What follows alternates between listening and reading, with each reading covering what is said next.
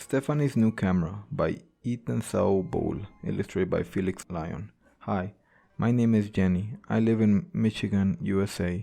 I go to school at Franklin Middle School and I really like taking photographs of nature and my friends. I take photos all the time and then I load them onto my computer and post them on Facebook so that I can share them with my friends. They call me Little Miss Photo at school. I love my nickname.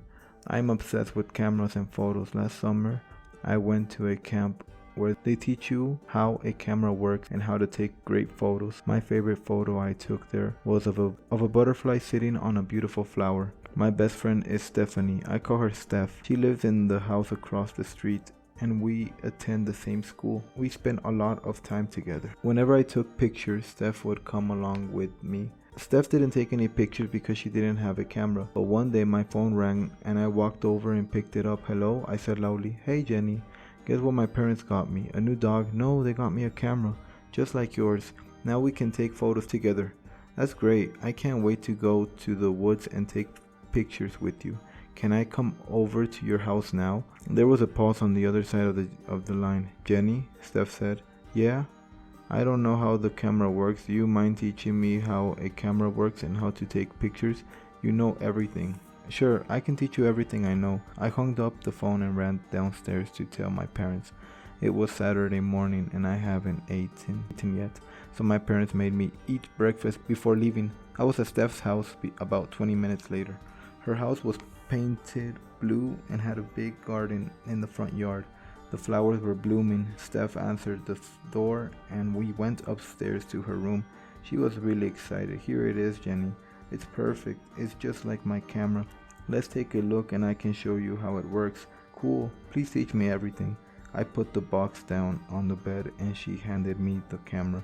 It was a black SLR camera. It was really nice and brand new. Okay, Steph.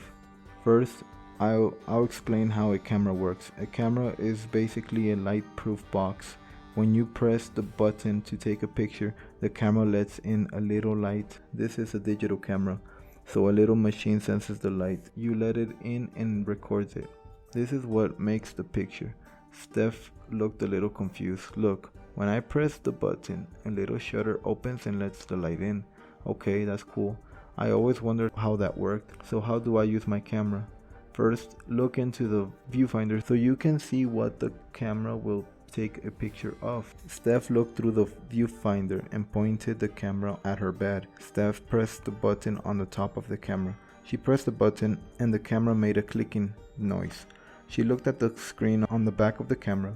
There was a perfect picture of her bed. Isn't it easy? I said. Yes. Can we go outside and take some pictures of flowers, butterflies, and trees, just like we normally do together?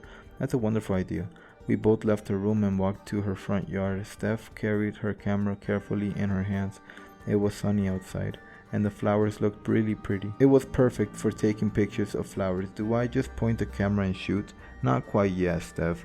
First, let me tell you a little about the light meter and the different settings for taking pictures. This will help you take the best pictures. Look through the viewfinder, I said. There are a few numbers and a little bar on the top of the image. On one side the numbers are negative and on the other side the numbers are positive. Do you see the bar under the numbers and dots? Yeah, the little bar is exactly in the middle. The middle is exactly where it should be. When you take a picture, make sure that the bar is there. This means that you have the correct amount of light to make a great photo. If the bar is on -1, then you have too little light and the photo will be dark. If the bar is on +1, you will have too much light and the photo will be too white or bright. Oh, that is easy. I just have to make sure the bar stays in the middle of the light meter. Exactly. I was very happy about how fast Steph was learning. The next thing I explained to Steph was about the automatic settings on her camera. Do you see the little dial on the top of your camera with the little pictures on it? Yeah, I do. It has little pictures on it of a person, a mountain, a flower, and some letters too, right? Yes, Steph. Those little symbols help you set the camera for different types of pictures. The picture of a person's head is for taking portraits. Oh, really? So when I want to take a picture of a person's face, all I have to do is turn the dial to that setting?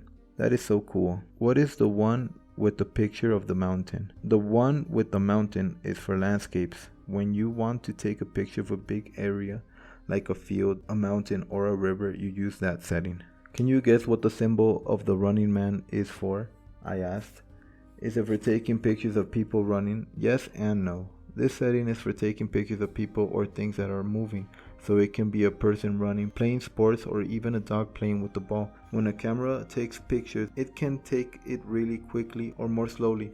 When it takes a picture slowly, it lets in a lot of light. So at night, you want to take pictures very slowly because there isn't very much light. But when something is moving, you want to take the pictures really quickly. If you don't, it will be blurry. Steph looked confused, so I said, don't worry about it. Just remember that if you want to take a picture of anything that is moving, use the settings with the man on it. Steph looked more comfortable. Now let's look at the most important setting for us, the one with the picture of a flower on it, I said. I was wondering what that one was for. I was hoping it really was for flowers. Well, it is for flowers, but it is also for close-ups. When you want to take a picture of something small, like a flower or rock, you should use this setting. It makes really beautiful pictures. Why don't you try this setting with that daisy right over there? I pointed to the flower next to us. Steph leaned down, put the camera up to her eye, and snapped the photo. Here it is. After this, Steph and I began taking photos together every week, and she got really good. I had to teach her a little more about other things, but now she takes beautiful photos and we post them on Facebook together.